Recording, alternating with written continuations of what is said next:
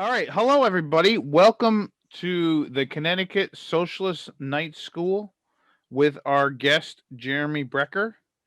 He is an author of more than a dozen books on labor and social movements, including Strike, Brass Valley, History from Below, Building Bridges, Global Village or Global Pillage, and Globalization from Below.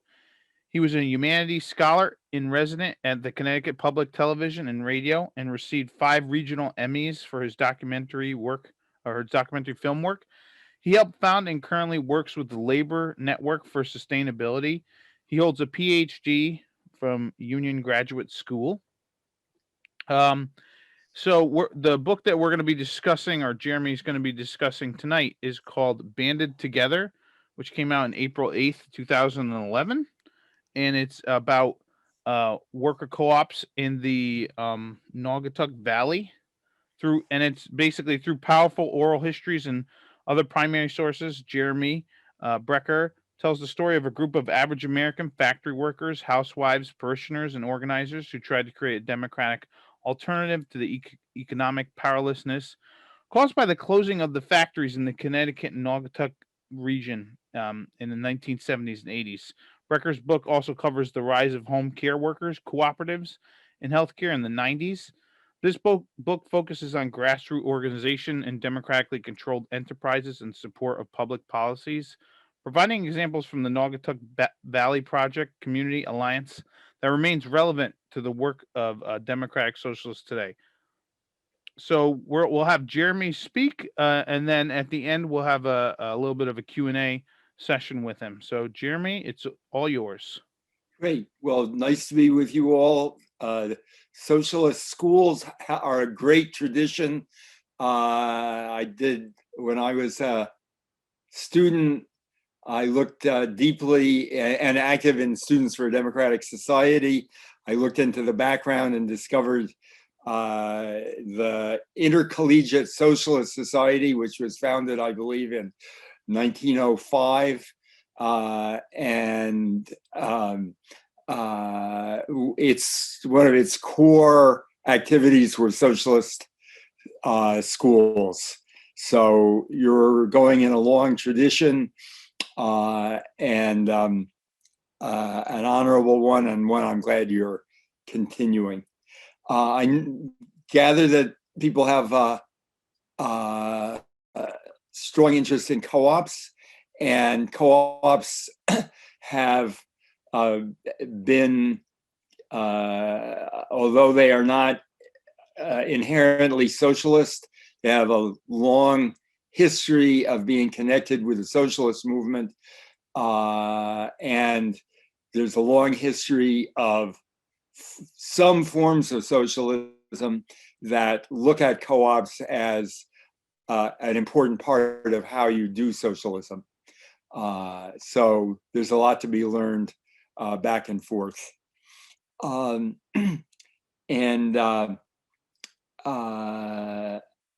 gonna start out by talking about the history of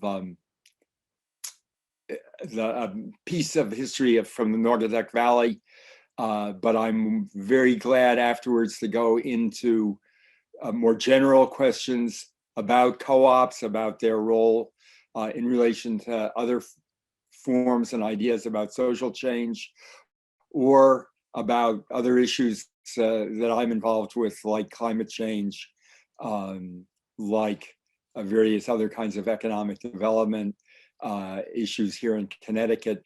So it'll be wide open for whatever people would like to pursue. I got involved in the Naugatuck Valley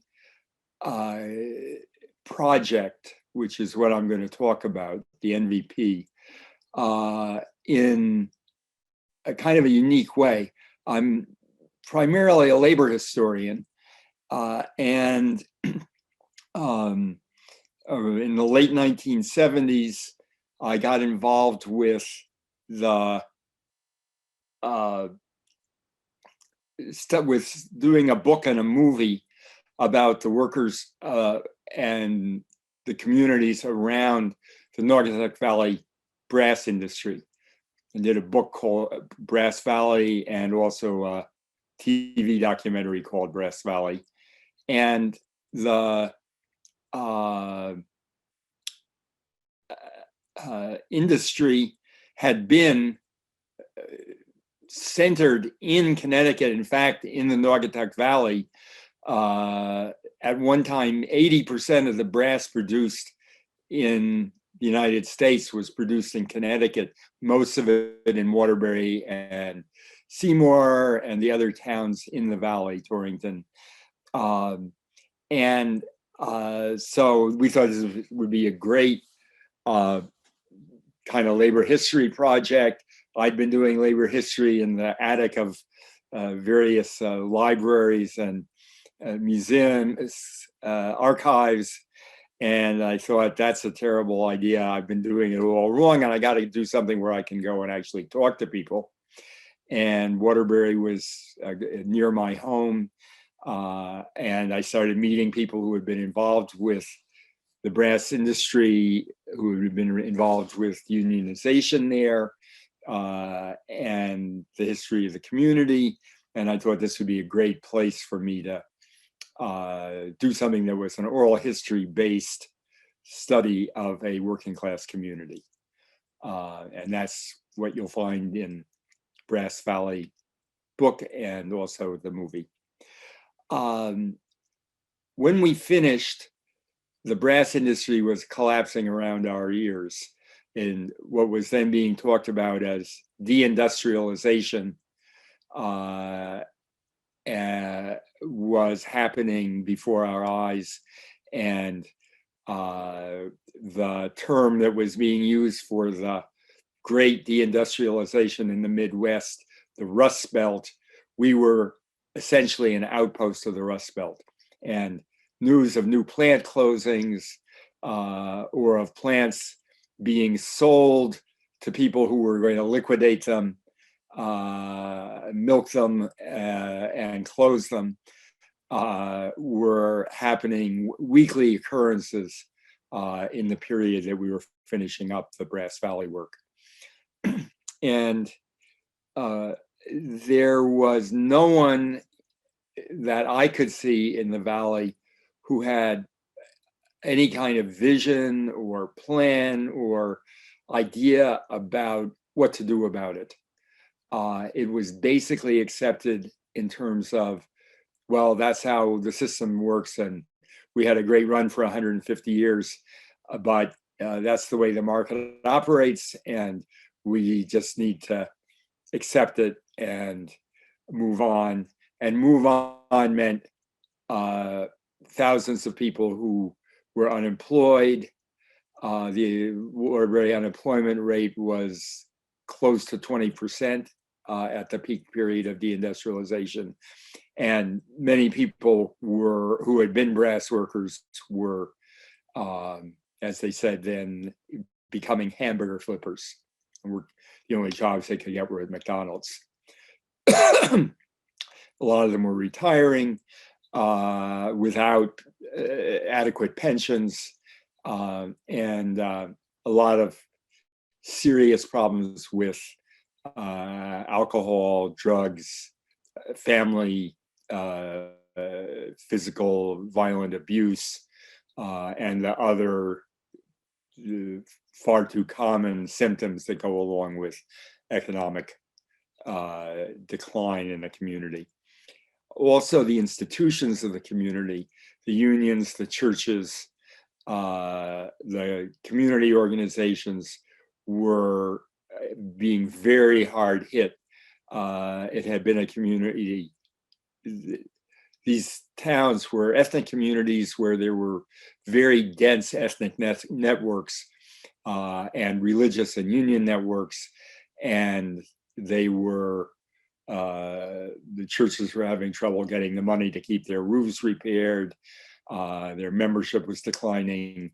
Union membership was declining radically. And there seemed to be no end to it and nowhere for it to go but down and down and down. One day I got a phone call from a guy named Ken Galdston, who had been a community organizer, worked with Saul Alinsky, and then a number of projects, mostly in declining industrial cities. He is most recently in Buffalo. And observed that people, they would be trying to get a stop sign or a policeman on the corner or other community things.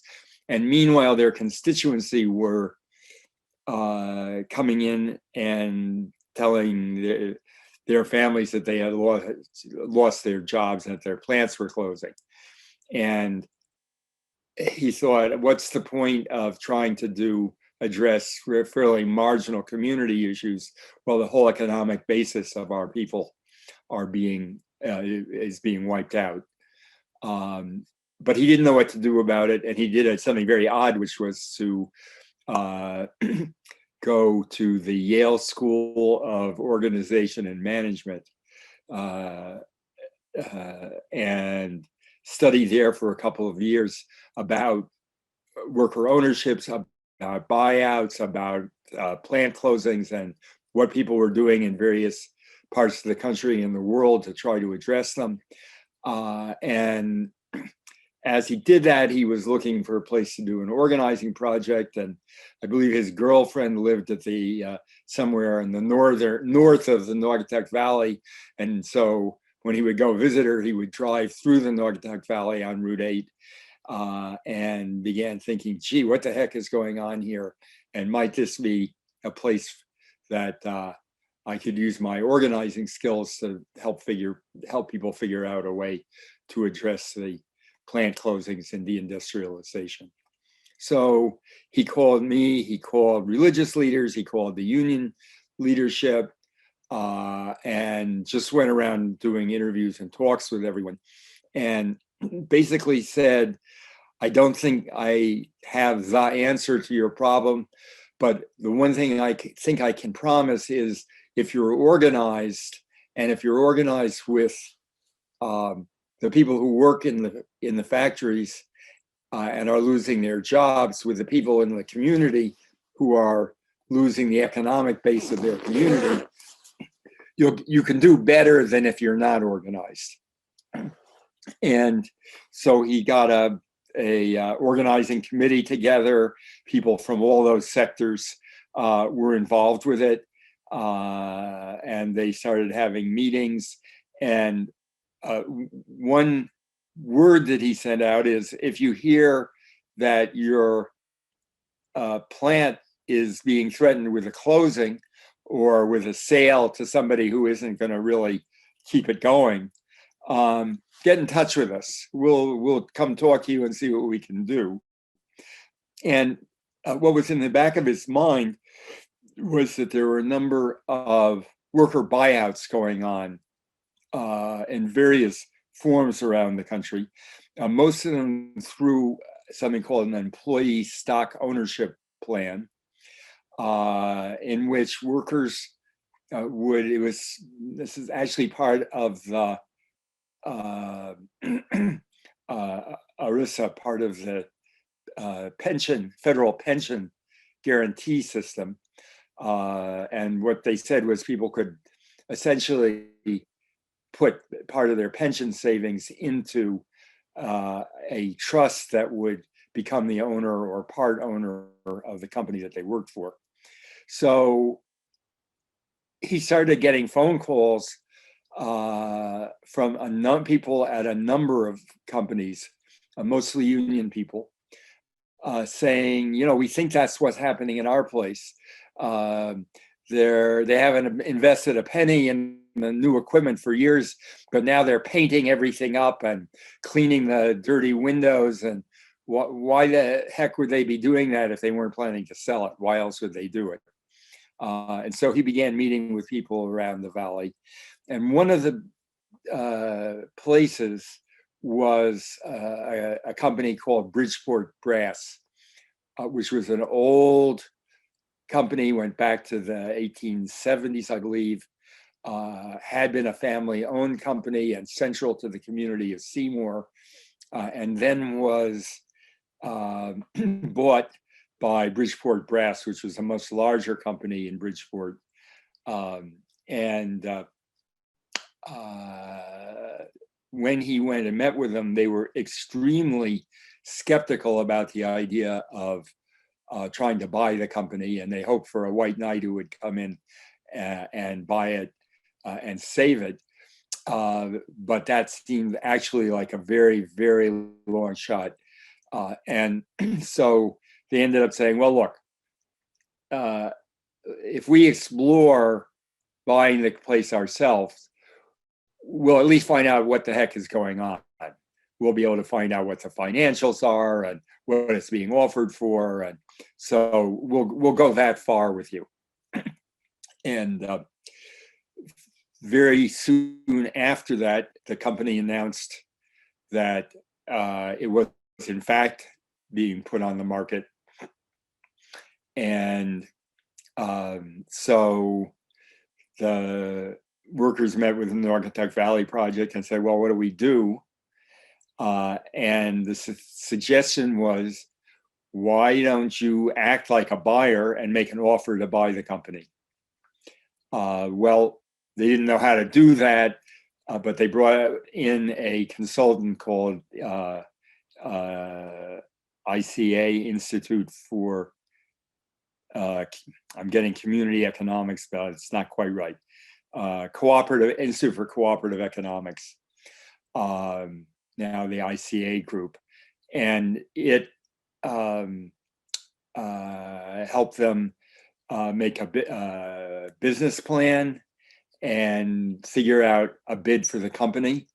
How would they pay for it? Well, the way the ESOP works, at that time, people were buying all kinds of companies using what was referred to as other people's money. You may remember a movie called Other People's Money. Well, there's a reason that that movie was shot in Waterbury. Sorry, it was shot in Seymour, where this company was, where Seymour Specialty, where Bridgeport Brass Seymour was. So they could buy it by putting in, pledging essentially a share of their wages for the next couple of years, and then getting a bank loan against that as the security, and also with the company as the security. And at that time, people were loaning money for all kinds of crazy stuff. So they found a bank that would do this.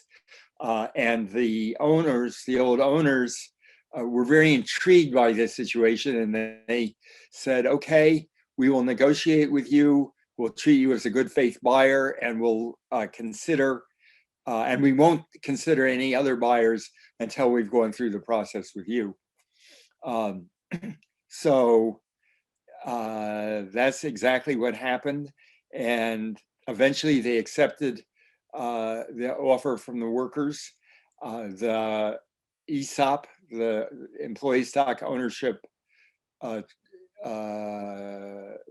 Trust, was established, and it became the owner of the company. It was many ESOPs are really company-controlled programs that are really just like stock option programs for the workers. This ESOP was 100% owned by the workers in the company. One worker, one vote. It included the white-collar workers who the blue-collar workers had reached out to and brought in to be part of the process, and it became a going concern. They put out the word for a job application for the president to be the president of the company. Yeah, and I think they got 200 requests. And the one they selected was the current top manager, and he became the president of the company. That may or may not have been a good idea, but it's what they decided was safe way to go. And the union did have a working relationship with this guy. And the board of directors was completely selected by vote of the workers, and the board hired the manager. So that's the basic story of the formation of what they called Seymour Specialty Wire. And the company ran successfully for 7 years. They had some rough spots. They made good money at the beginning, but they ran into, first of all, some problems that were the result of their being, it wasn't technically a co-op, it was a for-profit company, but it was owned by the workers, so it was like a co-op under another name. But there were definitely areas of conflict between white collar and blue collar, between the managers and the workers. Interestingly, the company had the plant was in a sort of complex down below, and there was an office, a very nice office up on the second floor. That was where the managers worked and had their lovely conference room. And even after 7 years, the workers still referred to upstairs and downstairs. Upstairs was management, downstairs were the workers. And there was various kinds of conflict that went along with this. However, they realized that to some extent they were all in the same boat together. They were going to sink or swim together along with the company. And so there was also a lot of good faith effort to make the thing work. The problems that they ran into, to a great extent, were not, in my judgment, and not everyone agrees with me about this, but in my judgment, they were very, very common problems among small businesses. The average length for a small survival for a new small business used to be, I believe, 7 years. I don't know what it is now, but it is typical that only one in a very small number of new companies actually survives. And in this case, there were two primary reasons related. One was that they didn't have the money to buy new equipment and create an updated company. When I walked through the wire mill, I found machines that had dates on the nameplate from the 1870s, which everyone assured me, oh, they're good machines, but they were not able to meet the quality standards of modern wire production. And meanwhile, the companies that they competed with had mostly been bought out by large foreign, usually brass companies, companies that were in the non-ferrous metals business and that had very deep pockets and were investing heavily in new equipment and processes for the US mills that they had bought. And so they were working against competitors who were richer, technologically more advanced, and much more sophisticated in their scientific and managerial capacities. And so over time, they began losing clients because they couldn't meet the quality standards and they couldn't keep up the production standards because their machines were always breaking down. And eventually, the company first of all, it stopped making a profit, which it had at the beginning, and then eventually went out of business. It's a very tragic thing because a lot of people had put a lot of their lives and hopes into it. So I tell this story and I tell the end of it without trying to pretty it up, because I think people who are interested in doing co-ops, starting co-ops, need to be very conscious that it's a very challenging proposition. American capitalism is not designed to make things easy for co-ops. And it's necessary to keep that in mind. I personally think that the path forward has to, for co-ops, and I think, talking about socialism in the same breath as co-ops is very appropriate, because I think the support for co-ops, viability of co-ops will be much, much greater if they're made part of a government-supported economic development program. And we can talk about that more afterwards if people are interested. But a co-op that's just a one-off private company has a very, very difficult road to hoe, as this story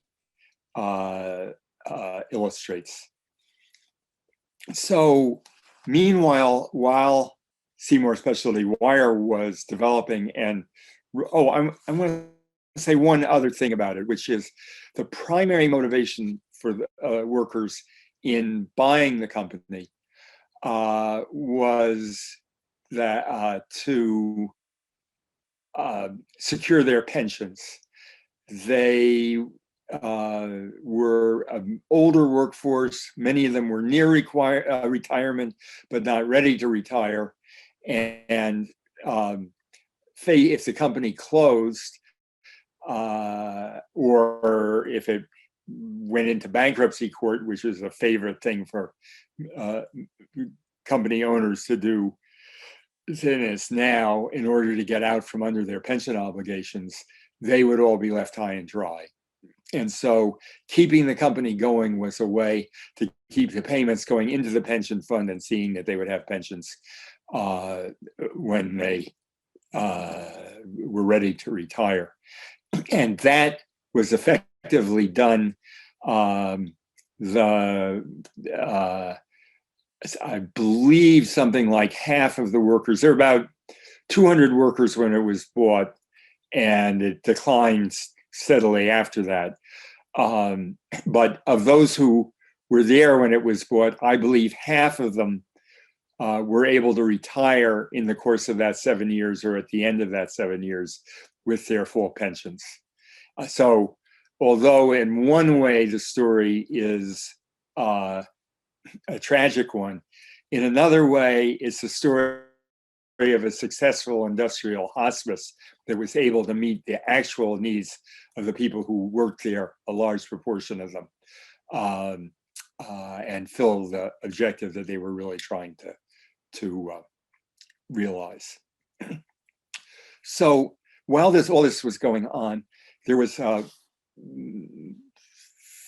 fairly senior, a retired nurse who became very involved with the Naugatuck Valley Project and spent other volunteer activities, which led to her going around to the high rises in downtown Waterbury that were a principal place where elderly people were living, and discovering that there were substantial numbers of elderly residents who were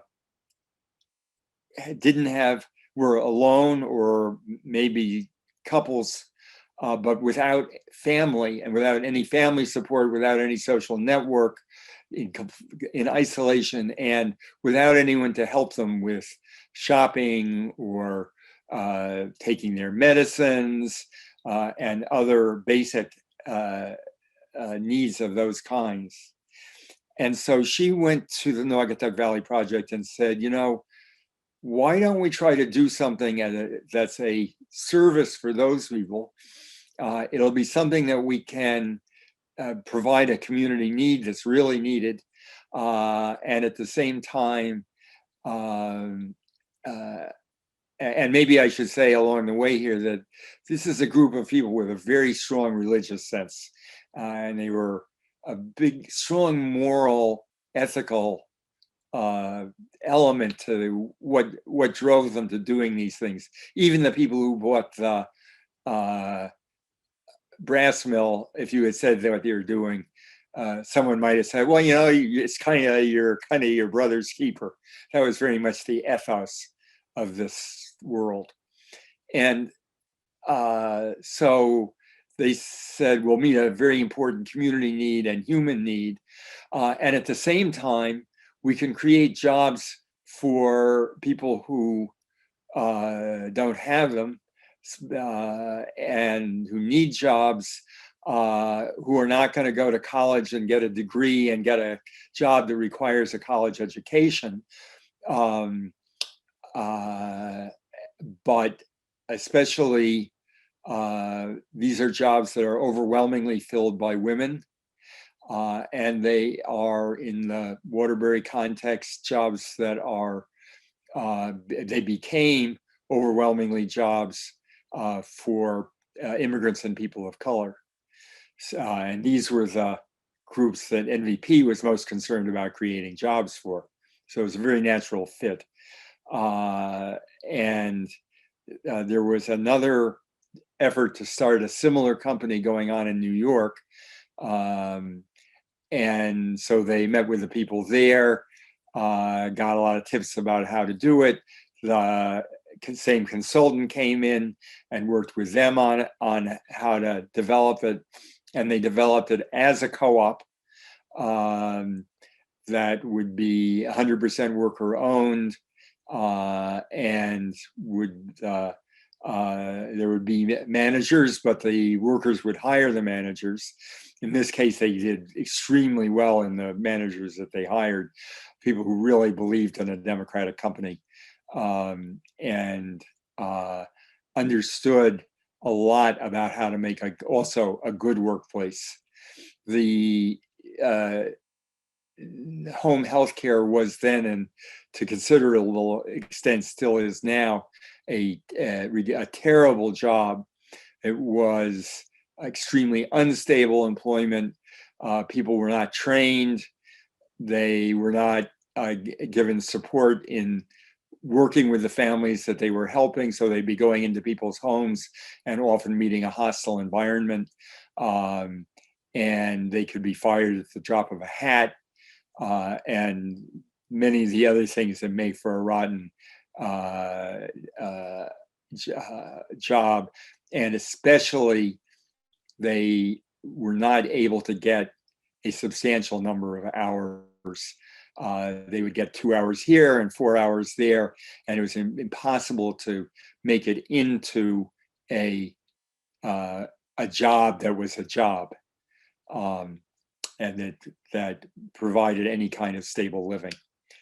So, interestingly, the people who were doing the day-to-day management of the company, first of all, they had complete input from the workers, a complete, and I've spent enough time in the company to know that this is not the usual managerial bullshit. The people who were, if a worker had a problem, they would just bring it up and discuss it.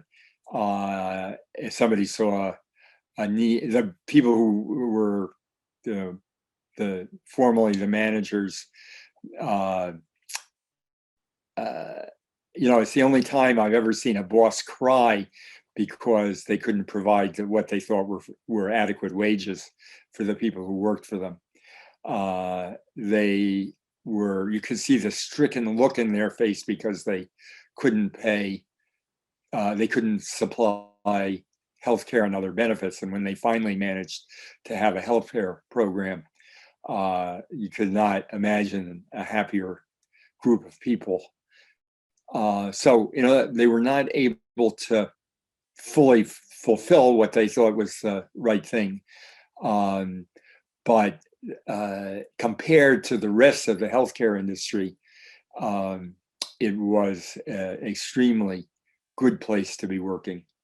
And I say that having interviewed many people who worked there in different capacities. It was also very successful as a place that was primarily employing women of color and immigrants. And most of the people who worked there, in fact, had been on welfare when they went there. And it had a superb training program. I would certainly, any place that needed to train workers, this is the model that I would tell people to follow. And by the way, if anyone's going to be involved with creating co-ops, that question of training and how do you do the training and how do you do it in a way that both gives people technical skills and creates a human community of the kind you want. This is well worth looking at, and there's a fair amount about it in my book, Banded Together. The reason that they couldn't pay better wages is because the state set the reimbursement rates for the services they were providing, and they simply didn't pay enough, although the overhead and the payment for managers was very tight. Even with close to 100% of the money that was being received, payments for the work was going to the frontline workers. The rates were just too low. And then managed care was imposed. And the policy of the state was to use managed care to cut further and further the rates of reimbursement and to force the smaller companies throughout the healthcare industry out of business and to force merger into a few larger companies. And that's what happened in Connecticut with the home healthcare industry. And that's what eventually had the effect of shutting down Valley Care, making it, forcing it into bankruptcy or forcing it to shut down. So again, in this case, a co-op where to my judgment, people did almost everything right. There are a few slips along the way where you'd say, well, that wasn't really the right way to go, but that's going to happen in any company or any human enterprise of any kind. But this really was a model of how to do a worker-owned cooperative enterprise, in my judgment. But it was, again, primarily the forces of the market, in this case, a controlled, publicly determined market, that led to its demise. So something very much to keep in mind when you're thinking about co-ops and worker-owned companies. Doesn't mean that it can't happen, and there are many successful ones, thousands of them. Somebody last time I talked about this said, well, it's a very depressing picture. Aren't there some successful co-ops that we could point to people to be a little more inspirational about? And the answer is absolutely yes. And if you want to know more about that, I would look at the website of the Institute. And I'll get you the name in a minute. It's dropping it for the moment, but it's the Democracy at Work Institute, DAWA, and the website, I believe, is just institute.coop. So you can get a lot of positive examples there. But yeah, I see that it's being put up on chat, and that's it. So The third case I want to talk about was also a project of the Naugatuck Valley Project. And this was a housing cooperative, actually a cluster of housing cooperatives. And an interesting thing about the Naugatuck Valley Project, a lot of co-ops of various kinds and other economic development efforts are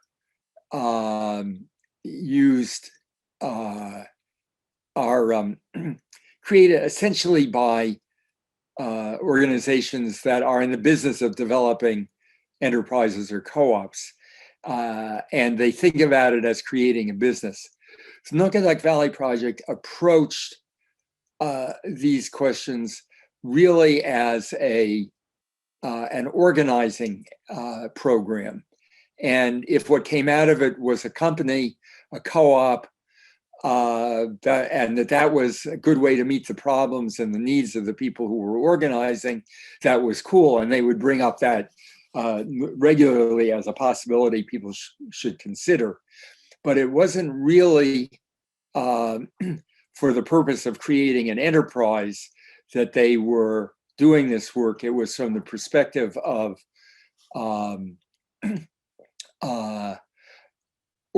helping people organize in order to address some set of problems and needs that they had. So consequently, they were, when they were approached by a group of tenants in a very old housing project and said, we want to organize, we're facing, our place has just been sold to a new owner who is milking it. He doesn't do any repairs, and at the same time he keeps raising the rent, and he's obviously trying to get rid of the people who are here, many of whom have been there for decades. If he can get them out, probably he's planning to then fix up the place and rent it at a much higher rate. What can we do about it? And so they did a normal creating a tenants organization, and they tried to enter negotiations with the owner. They threatened to have a rent strike, and none of this was effective.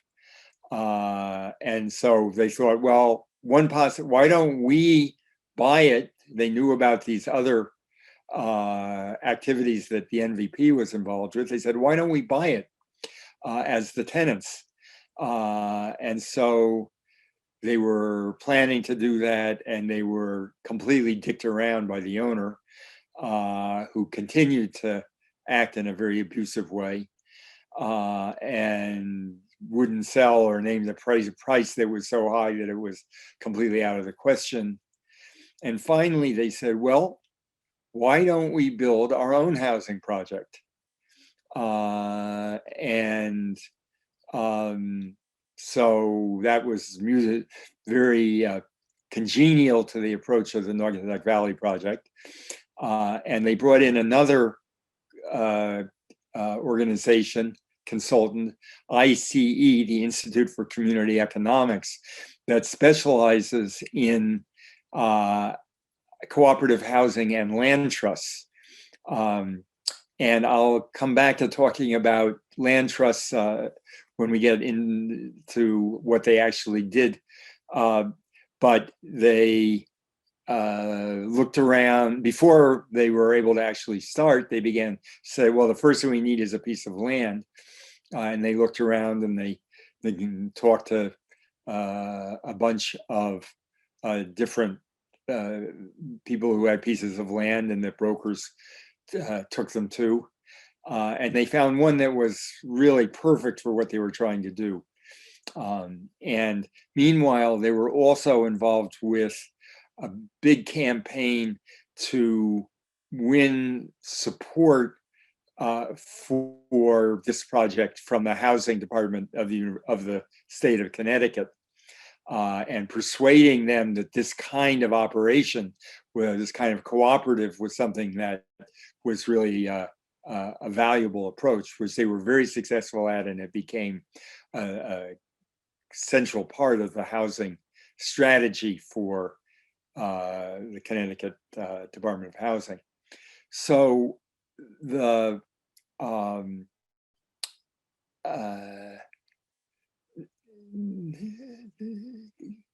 they were trying to buy this piece of land, and one thing after another went wrong.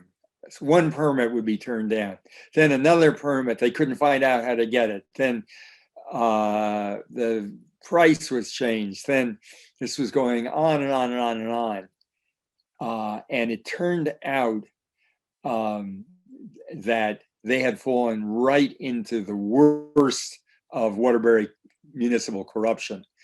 And as some of you may be aware, that's a high standard. The mayor and city council who were in charge at this time were actually behind the scenes preventing them from buying this property because they had their own objectives.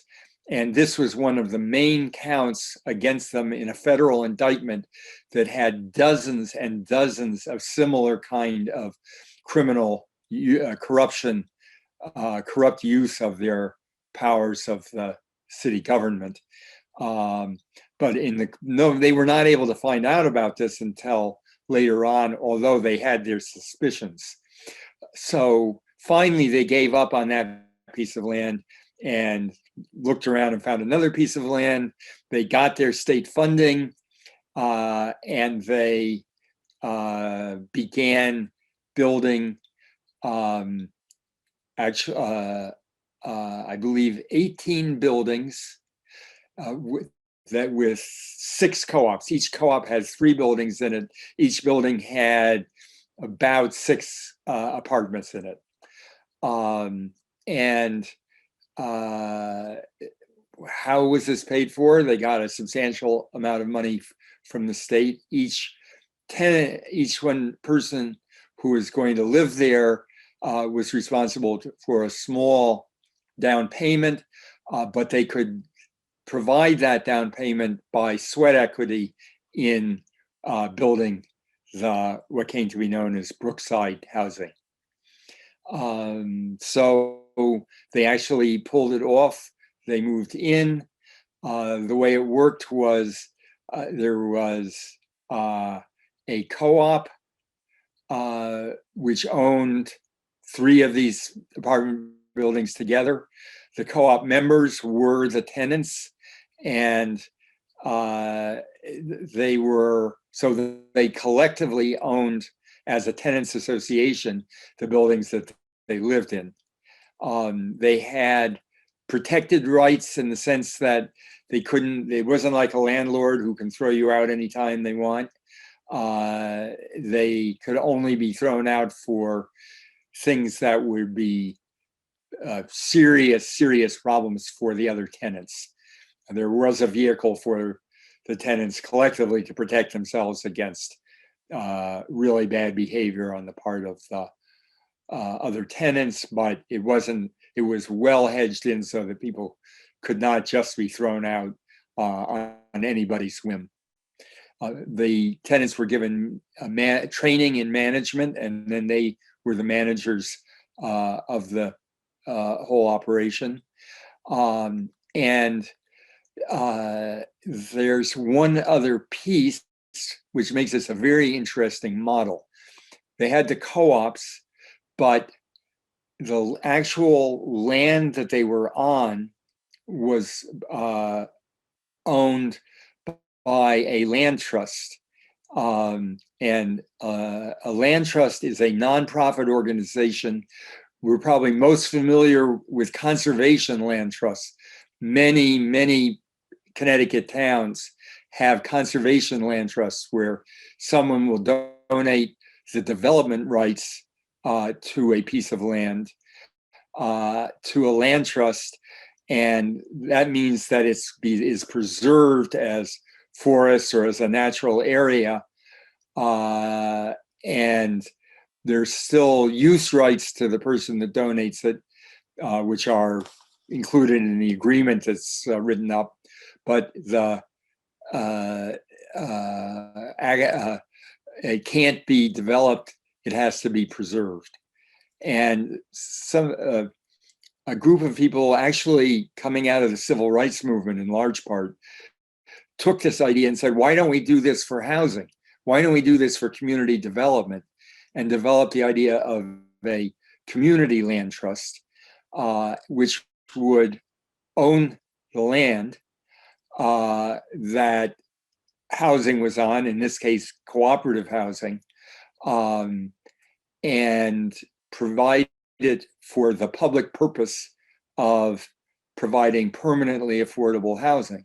Well, why go through all this rigmarole, you ask? The underlying reason for the land trust model is that in our society, in a capitalist society, and especially in American capitalism, the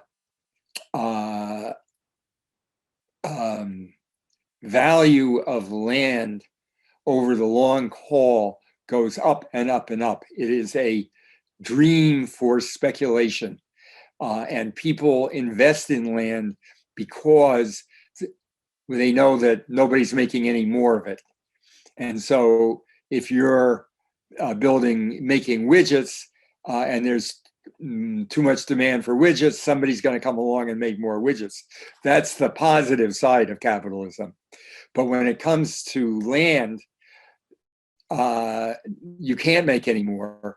And so you have a guaranteed speculative gain that goes up and up and up. And that is a major part of why housing is so expensive and why housing prices keep on rising year by year, decade by decade, and century by century. So what this does with the land trust is to provide for permanent affordability. And I would just throw out as an aside that something of this kind, for people who like the idea of socialism, but don't like the idea of things that are too centralized, this is a way that you can make a kind of mixed model that includes basic non-capitalist economic principles, but can do it in a way that is in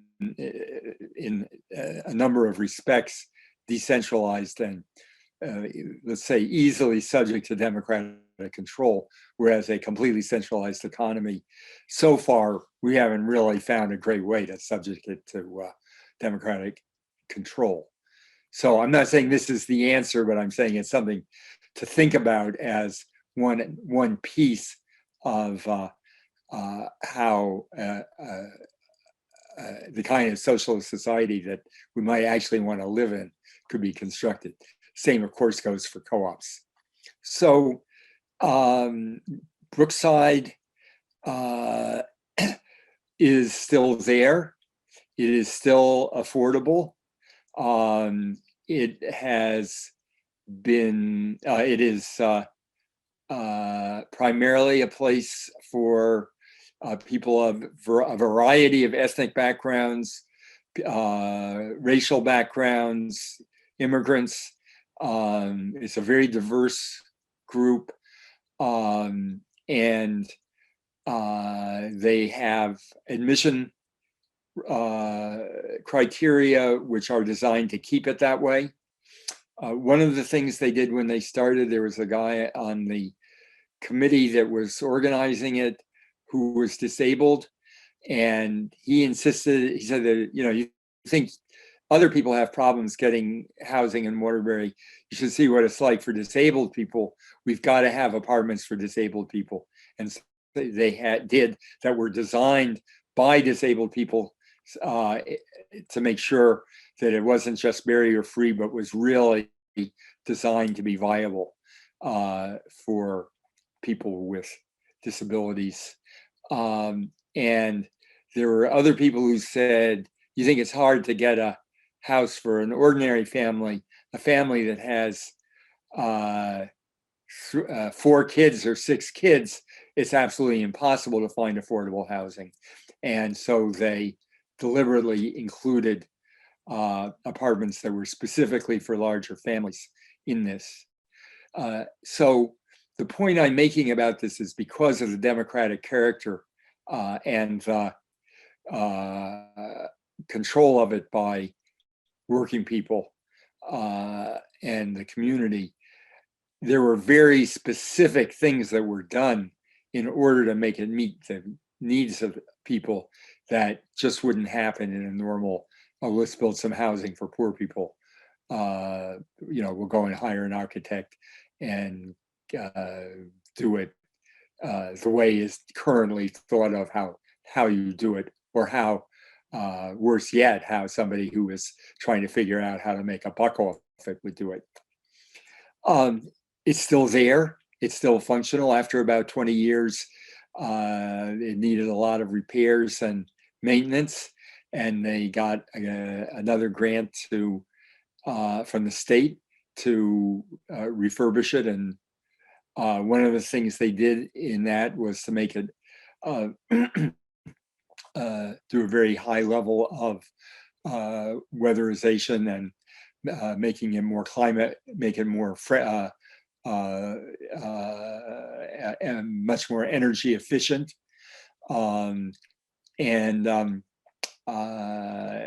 It remains one of the things I should have said it before is that when they moved into it, the people who had kind of first dibs were the group that had started it and started trying to buy their own place years before, and then stuck with it for years trying to build their own place. And they had first option to move in, but there was lots of other space for other people, and it became part of the available, very limited, decent affordable housing in the city of Waterbury. So I think I'll wrap right there, and I'm very happy to have discussion, listen to what is on you folks' mind, and answer questions, but even more than that, have some discussion and see what people are thinking about. And I see in the chat, there's a note saying largest worker co-op in the US is called Cooperative Home Care Associates. And I actually did a book with a partner about Cooperative Home Care Associates, which was and is also, it's the one I referred to when I said there was another cooperative home care operation developing. That's Cooperative Home Care Associates in the Bronx. And again, in the midst of a very, very difficult and often terrible situation, it was it is a location of a kind of human decency at work that is not something that's very often found in the workforce. Okay, Jeremy, we have a few questions from the Q&A section. Great. And I'll read the first one from Chris. Chris asks, what can we do at the municipal and state level to make it easier to form and run cooperative business in Connecticut? It seems like New York and Massachusetts have more support for them, but Connecticut always seems to have little support at the town and state governments. Great question. And let me start by saying that I have not been actively involved with that process here for a long time. I have been in the past. But let me just mention a couple of things that are relevant.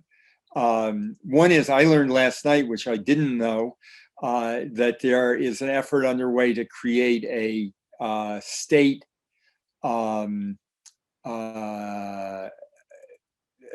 cooperative work and worker ownership center. And if there's anybody here who knows about that, they should chime in and tell us about it. And if not, Alex, Liz who was on the call last night, knows all about it and about the different people who are working on it.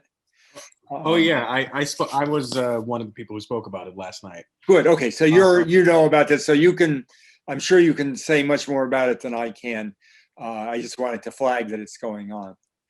Yeah, I can speak briefly to it. So there is a bill being introduced, and the bill is exactly what Jeremy just said. It's on creating a center for worker ownership.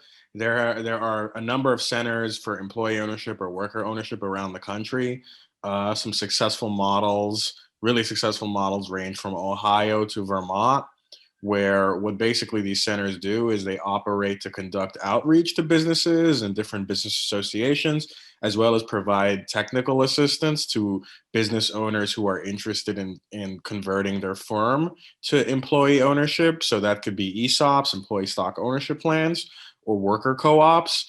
And so basically, yeah, there is a bill being put forward right now by Representative Kristen McCarthy-Vahey and Brandon Chafee. Brandon is someone we've worked with a little bit or have at least spoken with as a DSA chapter with other things. I'll put the bill number in the chat. It's still being sketched out, as much legislation is at this current juncture in the legislative session. But yes, I'll put it down. And I want to also say that this is a good way for people who work across different types of employee ownership models to work together. So people who are working with ESOPs or working to promote ESOPs in combination with those who are working to really try and restart or reboot a kind of co-op movement in Connecticut as well. Great. And I know about some of the ones in other states, and they are very effective and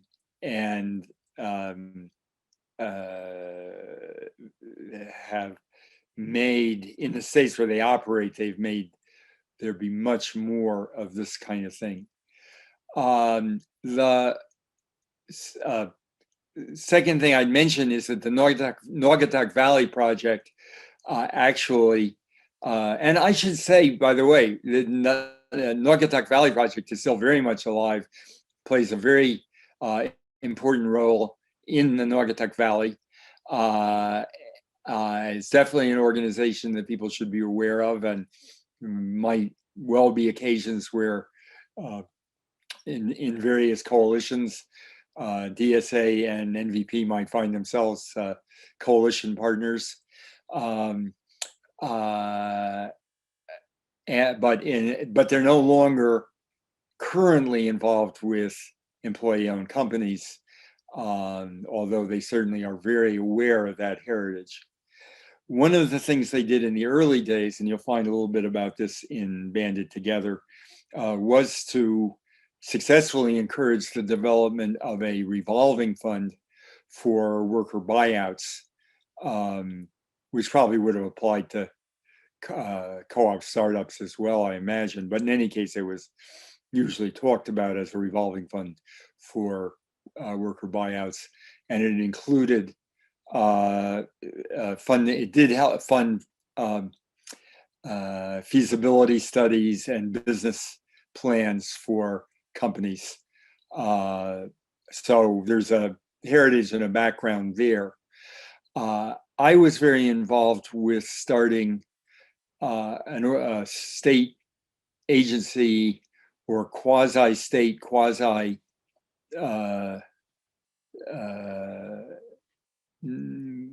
you would say quasi-governmental, something called the Connecticut Community Economic Development Fund, which is still there, and which we went around and looked for the models that we could find, which included the Naugatuck Valley Project and included more regional economic development programs, just a whole bunch of any good idea we could see anywhere we tried to steal. And it was in fact passed. This was Juan Figueroa who was then a state senator, was a prime mover in it.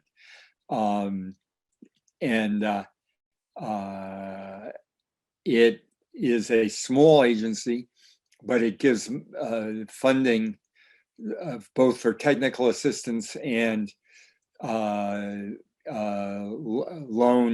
and investment funds for small businesses, primarily in poor communities,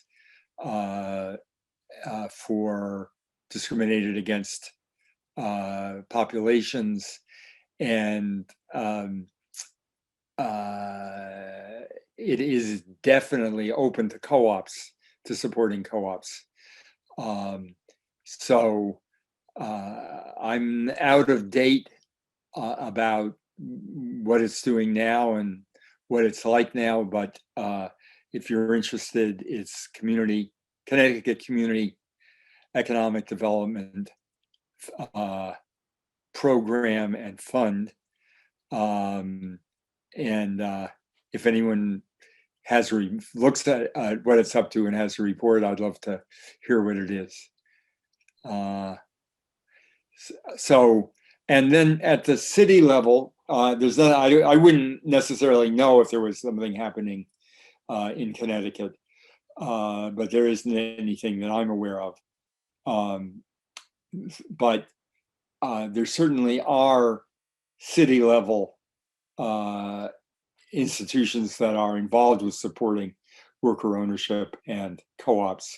New York City, the city council became extremely excited about co-ops and employee-owned companies a few years ago, and they sponsored and put fairly reasonable amount of money into an organization that was designed to develop them and support them. So it certainly is not unfeasible at a municipal level. In a smaller city, you'd have to have enough people who are interested in doing it to make it worthwhile. But that's may well become increasingly the case as other forms of enterprise and other forms of economic survival become more and more tough. Okay, thank you, Jeremy. We have a question from the chat, and then I'll go back to the Q&A. Ray asks, curious if you have any ideas on how college towns affected by Corona and emerging from the Depression might benefit specifically from adopting cooperative models. Good question. And I think there's really two aspects of it that I can see. One is that there's lots of student co-ops in a lot of places. The housing, some of the dorms are co-ops. There may be food service arrangements that are cooperative. So from the student end, that's a possibility, and it's a kind of activity that can be quite low capital, which is a big problem with trying to do co-ops in a lot of industries. So I think it's one of the places, you often think, well, why can't we just do the X, whatever X is, cooperatively? And there often turn out to be barriers that, well, it takes a lot of equipment or a lot of highly skilled people who are specialized in that or other things.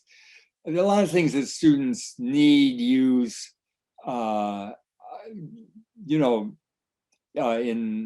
the retail in places in college towns, notably the Yale Co-op and the Harvard Coop were cooperatives. And they were probably the two biggest, they were the biggest retail establishments in those that were right in the college community. the Coop, I think, is probably still a co-op. The Yale co-op was bought out, and you could look in. There's a story there, and I forget what it is, but it was, let's say, not something. Yeah, the Yale co-op was the books. It was the bookstore, and it also now is Barnes and Noble. People who are putting this in the chat are right on. And it wasn't because the co-op was failing, it was because there were ambitions for as part of Yale's development that made them want to go in a different direction. So, and the co-op was a great community institution, both in the Yale community and in the New Haven community. It's a big loss. So from the point of view of services and products that students need, I think there's a variety of opportunities there. You know, it would be easy to set up a co-op tutoring operation, for example, either for college students or the college students would put together to help younger students. So that's one piece of it. The other is that the most interesting, well, many of the most interesting recent efforts at larger scale co-ops have been built around the idea of anchor institutions, where there's a major institution or several institutions like hospitals, universities, and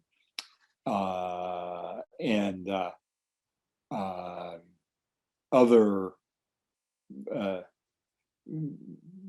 local governments that buy a lot of stuff, and that you'll remember my saying that having a good and stable market is one of the biggest problems, biggest barriers to co-ops success. And so the effort in a bunch of places now is to have a hospital, a university, a medical complex become committed to developing a set of co-ops that first and foremost meet their needs, and that they can provide the market that, and then give some kind of preference to co-ops and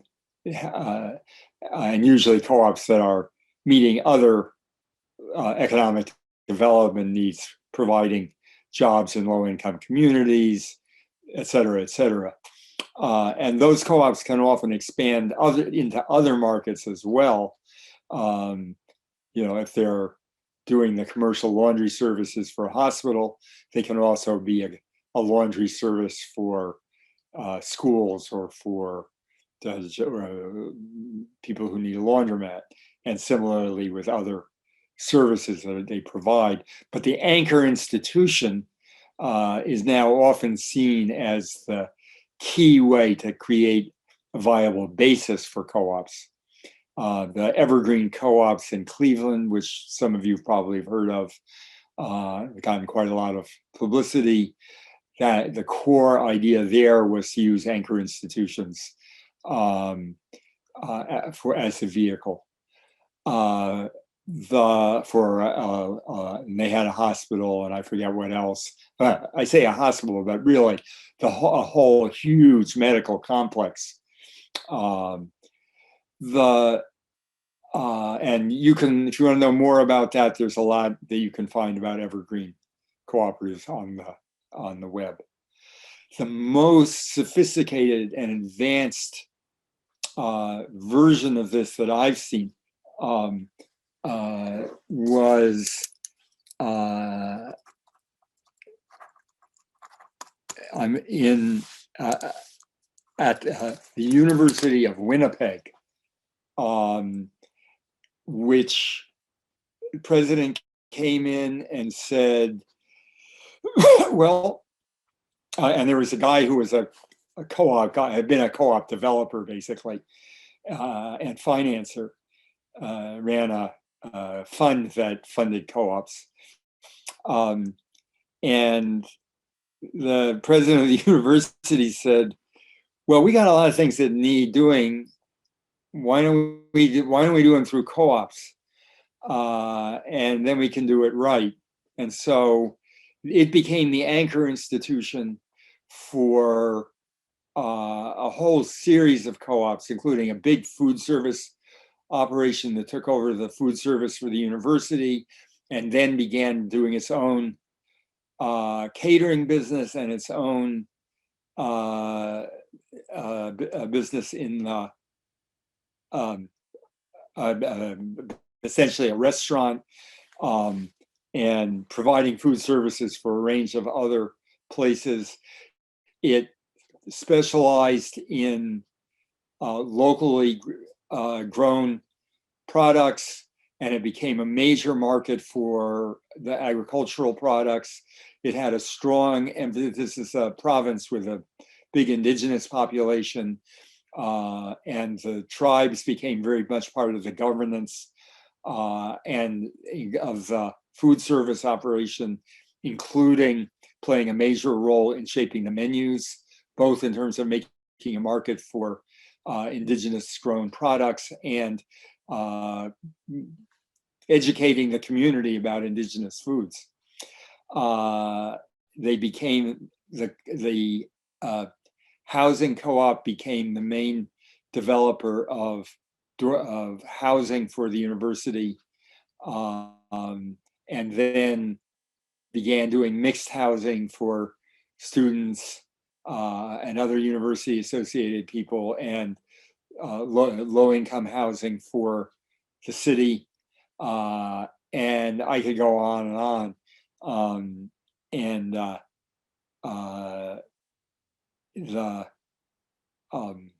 But unfortunately, I can't call up the name of the co-op developer that was at the core of this, but it was University of Winnipeg. I can find it. If anyone wants to know more, shoot me an email and I'll dig around and get you the information about it. Okay, Jeremy, thank you. I'm just going to do a time check. It is 8:23, so we have about 7 minutes, and we have 2 more questions if we can answer both of them. So the next one's from Chris. He says, here in New Milford, a group of folks are looking into establishing an affordable housing cooperative of and or community development cooperative of some form. Limited equity housing cooperatives seem interesting, but more geared to larger developments. We are mostly rural. Would this be via single family, duplex, triplex of smaller unit complexes? So what town is it again? New Milford, New a Milford. town I know well. It's near Cornwall, where I live.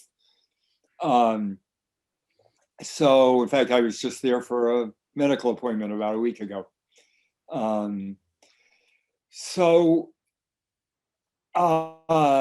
There's several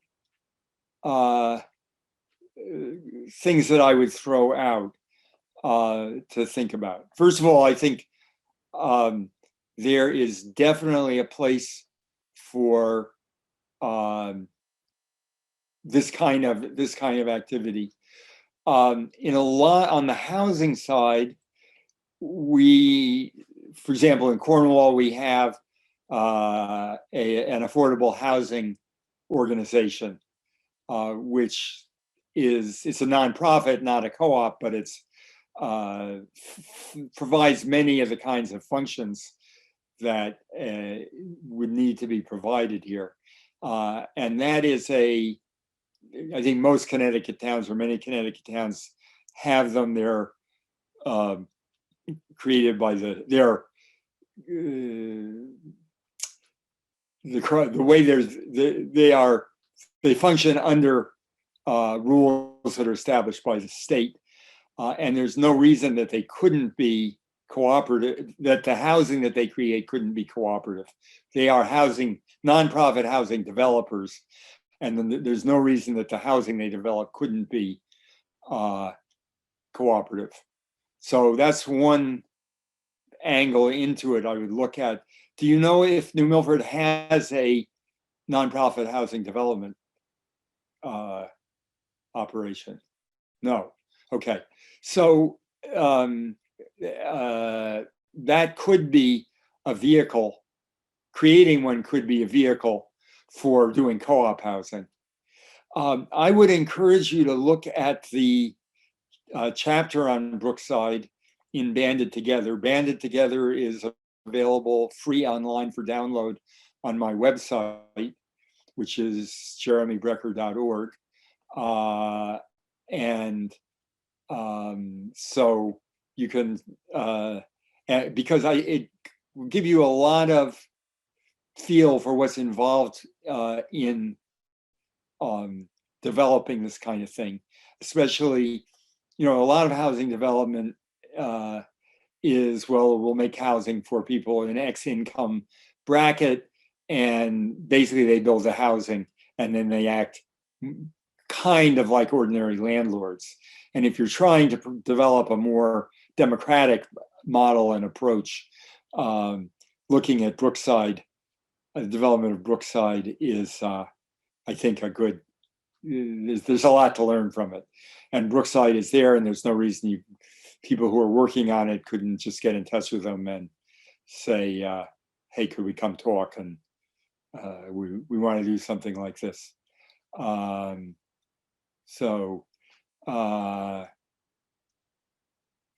Good. So that's one part of it. If you want to do co-op housing, and I would also keep in mind the land trust model, because it has a lot that's positive about it from the point of view of permanent affordability.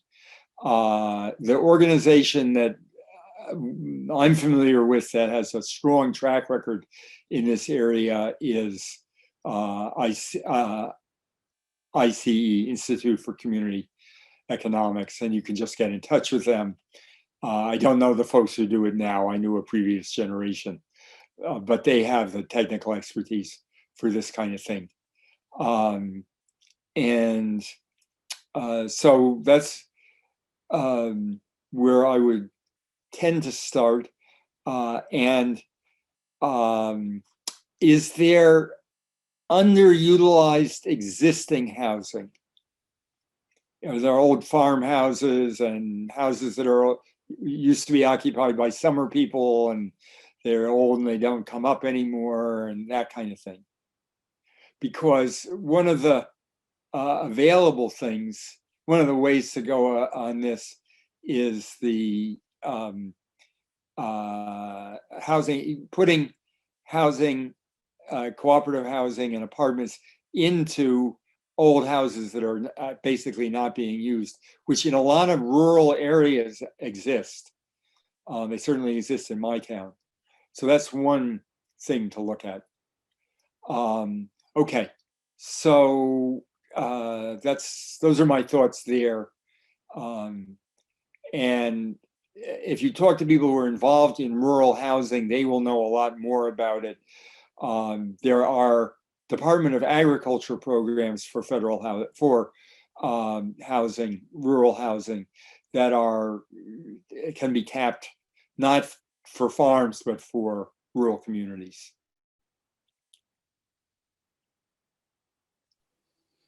Okay, Jeremy, thank you very much. I have one last really quick question. Did you mention that you had there was a documentary on Banded Together that we could check out? Oh, well, actually, there is, if we can get it. There's a documentary, Brass Valley, which is on the history of the brass workers, which is, I think, available on my website. If not, we'll get it up. There actually was a documentary done at Connecticut Public Television on the early years of the Naugatuck Valley Project, called Rust Valley. And the problem is I have an old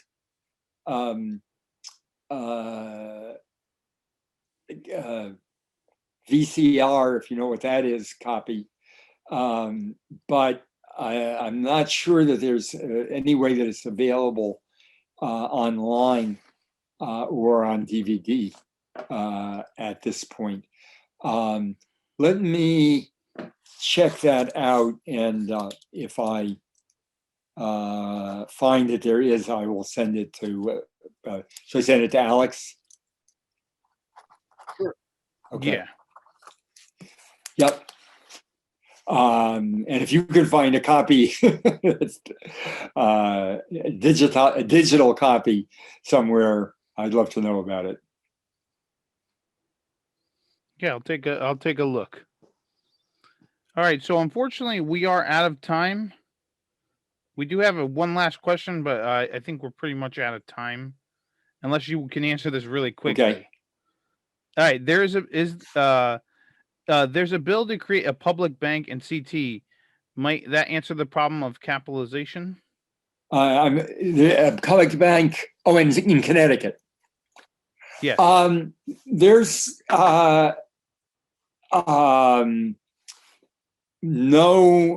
no reason that it couldn't be a source.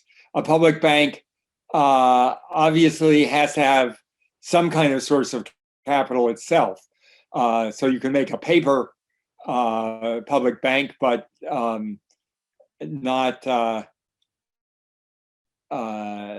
you know, that part of it has to be, and it's worth putting it together as an institution, and then finding ways to provide funding for it.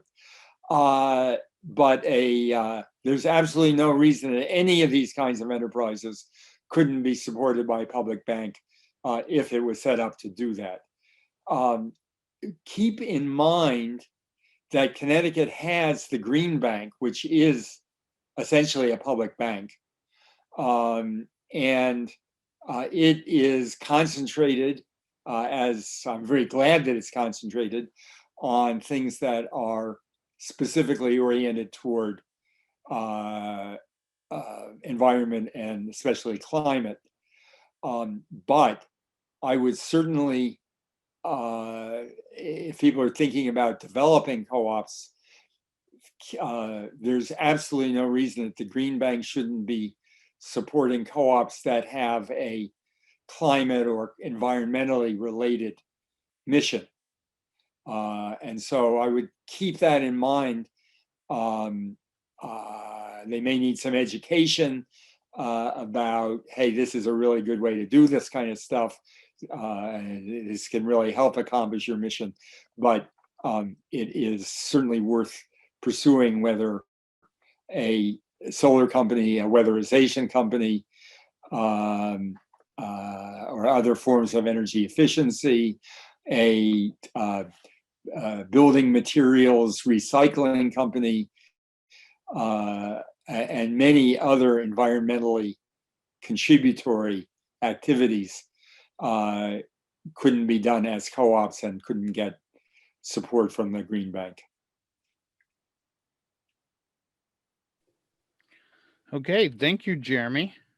I want to thank everybody. Well, first off, I want to thank Jeremy for attending this evening. Hopefully we can have another event where we could talk about maybe your other book, Strike, which would be great.